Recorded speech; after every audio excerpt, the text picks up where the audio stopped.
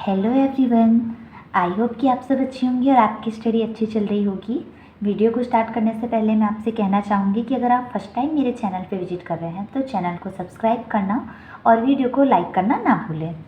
आज जो हम टॉपिक डिस्कस करने वाले हैं वो है मेथड्स ऑफ डाटा कलेक्शन, जो कि हमारे नर्सिंग रिसर्च में प्रीवियस ईयर में बहुत बार पूछा गया क्वेश्चन है कि डाटा कलेक्शन की मेथड्स क्या होती। क्योंकि जब हम कभी रिसर्च करते हैं तो उस रिसर्च स्टडी के लिए हम एक पर्टिकुलर टॉपिक सेलेक्ट करते हैं, यानी प्रॉब्लम स्टेटमेंट सेलेक्ट करते हैं, उसी पे हम फिर बहुत सारी डाटा कलेक्ट करते हैं जिससे हमारी रिसर्च स्टडी आगे प्रोग्रेस करती है। तो रिसर्च में सबसे इम्पॉर्टेंट होता है डाटा कलेक्शन करना। तो क्या क्या मेथड्स होती है डाटा कलेक्शन की रिसर्च में, हम वो डिस्कस करने वाले। तो सबसे पहली मेथड जो हम डिस्कस कर रहे हैं वो है क्वेश्चनेयर, जो कि प्रीवियस ईयर में पर्टिकुलर पूछा ही गया है।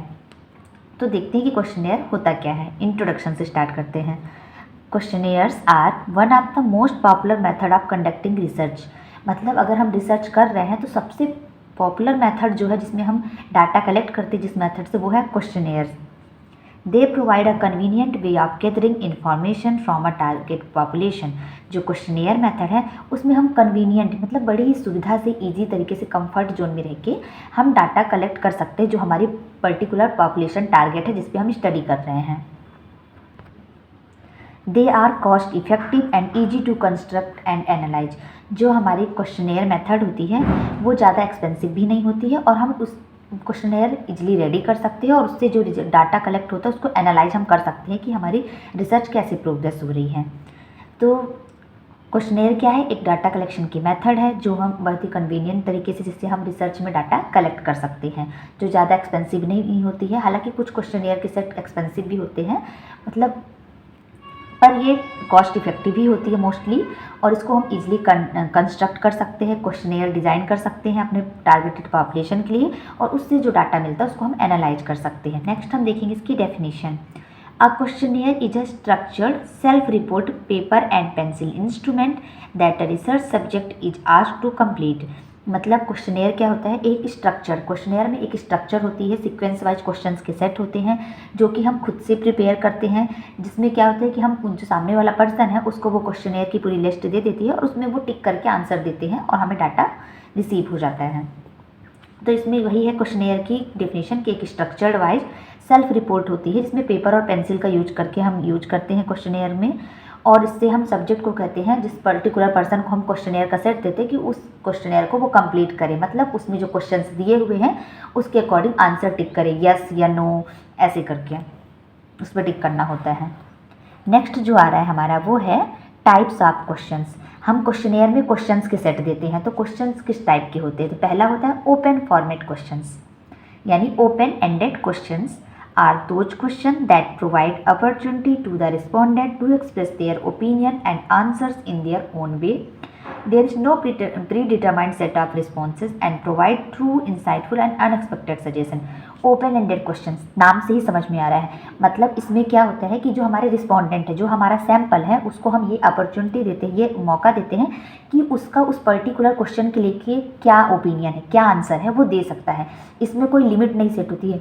जो हमारा पर्सन है जिसको हमने क्वेश्चंस किए हैं वो उसका क्या ओपिनियन है उस पर्टिकुलर टॉपिक को लेकर, वो अपने नॉलेज के बेस पे, अपने सिचुएशंस के बेस पे वो आंसर दे सकता है। इस पर कोई सेट लिमिट नहीं रहती, क्योंकि कुछ क्वेश्चंस मल्टीपल चॉइस वाले जैसे क्वेश्चन रहते हैं जिसमें हम ऑप्शन देते हैं, उनमें से ही पर्सन को एक सिलेक्ट करना पड़ता है। लेकिन ओपन फॉर्म वाले क्वेश्चन में पूरी रिस्पोंडेंट को पूरी अपॉर्चुनिटी मिलती है, चांस मिलता है कि वो अपने ओपिनियन को उस पर्टिकुलर आंसर के लिए जैसा चाहे लिख सकता है। जैसे हम शॉर्ट आंसर क्वेश्चन वगैरह की बात करें तो जिसमें हम अपना ओपिनियन खुद से दे देते हैं, उसमें लिमिट नहीं रहती, हमें जो लगता है उस आंसर के बारे में हम लिखते हैं। नेक्स्ट हमारा close format question. These question offer respondent a number of alternative replies from which the participant must choose the one that most likely matches the appropriate answer. Close format question में क्या होता है? हमने एक question दे दिया और उसके लिए कुछ ऑप्शंस दे दिए, और जो पर्सन होगा उसको उसी ऑप्शन में से आंसर सेलेक्ट करना पड़ेगा, उनमें से वो एक सेलेक्ट करे। जैसे कि अपन बात करें सबसे best example multiple choice question MCQ, जिसमें क्या होता है हमें एक क्वेश्चन मिलता है और उस एक क्वेश्चन के लिए हमें 4 ऑप्शन मिलते हैं और हमें उस 4 ऑप्शन में से किसी एक को सिलेक्ट करना होता है। तो ये हो गया क्लोज फॉर्मेट क्वेश्चन। नेक्स्ट हम इसी में देख रहे हैं सब types of close format question. जो क्लोज फॉर्मेट क्वेश्चन हमने पढ़े ना, उसके भी कुछ टाइप्स होते हैं, जैसे कि dichotomous question. These require the respondent to make a choice between two response. Dichotomous question में क्या होता है कि जो हम पर्सन से क्वेश्चन कर रहे हैं ना, उसको सिर्फ दो के बीच में चूज करना पड़ता है। जैसे कि ऑप्शन रहते हैं कि यस या नो में से एक सिलेक्ट करो, मेल या फीमेल में से एक सिलेक्ट करो। ऐसे क्वेश्चन के कुछ ऑप्शंस होते हैं, वैसे वाले हो गए। फिर मल्टीपल चॉइस क्वेश्चन, जिसके बारे में आप सब बहुत ज़्यादा फेमिलियर होंगे, जिसमें क्या होता है एक क्वेश्चन रहता है, उसके लिए 4 ऑप्शन दिए रहते हैं, उनमें से आपको किसी एक को सिलेक्ट करना होता है जो कि करेक्ट आंसर होता है। फिर cafeteria question. Cafeteria question, these are special type of multiple choice question that ask respondent to select a response that most closely respond to their views। Cafeteria में एक स्पेशल टाइप का multiple choice question होता है, जिसमें मतलब एक question दिया रहेगा उसके लिए कि जैसे कि एक एग्जांपल के लिए हम बोले कि जो हार्मोन, आपको क्या लगता है जो हार्मोन रिप्लेसमेंट थेरेपी है वो कैसे वर्क करती है। तो उसमें 4 ऑप्शन दे दिए कि ये डेंजरस होती है, इसको अवॉइड करना चाहिए। फिर एक ऑप्शन दे दिए कि नहीं, हम हार्मोनल थेरेपी ले सकते हैं। फिर एक में हमने दे दिया कि नहीं, इसके कुछ साइड इफ़ेक्ट्स होते हैं बट ये डेंजरस नहीं होते। तो ऐसे टाइप के जो क्वेश्चन आते हैं ना, वो कैफेटेरिया क्वेश्चंस होते हैं। फिर है हमारा next rank order question. These question ask respondent to rank their response from most favourable to least favourable. Rank order question का भी आपने सुना होगा कि एक क्वेश्चन रहता है, उसके लिए हमें सीक्वेंस के वाइज सेट करना होता है कि पहले सीक्वेंस में क्या आएगा, फिर दूसरे में क्या आएगा, फिर तीसरे में क्या आएगा, फिर चौथे में क्या आएगा। जैसे कि एक एग्जांपल बोले कि हमने आपसे एक क्वेश्चन आया कि आपके अकॉर्डिंग सबसे ज़्यादा क्या इंपॉर्टेंट है लाइफ में, मनी या एजुकेशन या फैमिली या हेल्थ। तो आप अपने अकॉर्डिंग लिखेंगे कि आपको लग रहा है कि आपके लाइफ में सबसे पहले हेल्थ इंपॉर्टेंट है, फिर एजुकेशन है, फिर मनी है, फिर फैमिली। आप जैसा चाहे उसको रैंक वाइज कर सकते हैं, रैंक से करते हैं। फिर हमारा क्या है contingency question, a question that is asked further only if the respondent gives a particular response to a previous question। अगर किसी पर्सन ने, जो हमने उससे एक क्वेश्चन किया, उसका आंसर दे दिया उस पर्सन ने सही, तो उसके बाद हम उससे दूसरा जो क्वेश्चन करते हैं वो कंटिजेंसी क्वेश्चंस में आता है। तो ये हो गए इसके सब टाइप्स। नेक्स्ट हम देखेंगे कि एडवांटेज क्या होते हैं क्वेश्चनेयर के। क्वेश्चनेयर कॉस्ट इफेक्टिव होते, ज़्यादा एक्सपेंसिव नहीं होते हैं। इसे हम इजी, मतलब जो क्वेश्चनेयर के थ्रू जो हम डाटा कलेक्ट करते हैं उसको हम इजी एनालाइज कर लेते हैं, क्योंकि ऑप्शन वाले होते हैं, हमें डायरेक्ट आंसर मिल जाते हैं। They require less time and energy to administer. इसमें हम पीपल की, मतलब अपने सैंपल पे क्वेश्चनेयर के थ्रू अगर डाटा कलेक्ट करें तो ज़्यादा टाइम नहीं लगेगा, बट उनको हम क्वेश्चनेयर का सेट दे देंगे और वो टिक करके हमें आंसर दे देंगे। They reduce bias as interviewer is not present.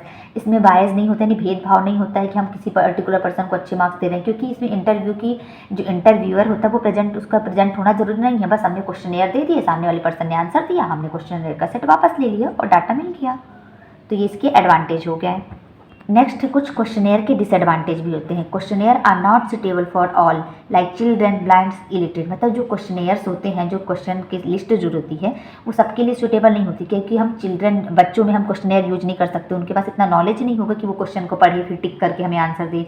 Blind, जो देख नहीं सकते, उनके लिए। इलिटरेट, जो लोग पढ़े लिखे नहीं है तो कैसे आंसर दे पाएंगे, तो इनके लिए। नेक्स्ट पॉइंट है लो रिस्पॉन्स रेट। जिसका रिस्पॉन्स रेट होता है, मतलब हम किसी सैंपल को क्वेश्चन कर सकते रहे तो क्या पता वो अच्छे से रिस्पॉन्स नहीं कर रहा उन क्वेश्चन के लिए। तो फिर questionnaire sent by mail may be filled by someone other than the intended person. अगर जो क्वेश्चनेयर हम मेल के थ्रू दे रहे हैं, सेंड कर रहे हैं और बोल रहे हैं कि आपको इस क्वेश्चनेयर को अटेंड करना है, तो क्या पता हम जिस सैंपल के लिए भेज रहे हैं वो ना करे, वो पर्सन ना करके किसी दूसरे पर्सन से करवा के आंसर सेंड कर सकते हैं। तो ये इसका डिसएडवांटेज है। Questionnaire provide only superficial information, क्योंकि क्वेश्चनेयर से सिर्फ सुपरफिशियल ही इन्फॉर्मेशन मिलती है, पूरी डीप डिटेल्ड इन्फॉर्मेशन नहीं मिल पाती है मोस्टली, क्योंकि ये MCQ क्लोज फॉर्मेट क्वेश्चन पे बेस्ड होते हैं। तो people can lie and answer the question vaguely. लोग जो होते हैं वो झूठ भी बोल सकते हैं और अपने अकॉर्डिंग, मतलब जो सच है वो आंसर में ना बताए क्वेश्चनेयर के, जो उसके ऑप्शंस में पूछा जा रहा है। तो ये इसके डिसएडवांटेज हो गए क्वेश्चनेयर के।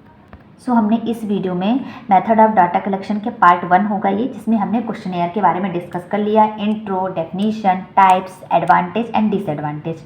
इसके नेक्स्ट पार्ट में हम इस अदर मेथड्स के बारे में डिस्कस करेंगे। आई होप अगर आपको मेरी वीडियोज पसंद आ रही हो तो प्लीज़ चैनल को सब्सक्राइब करना और वीडियो को लाइक करना ना भूलें। Thank you.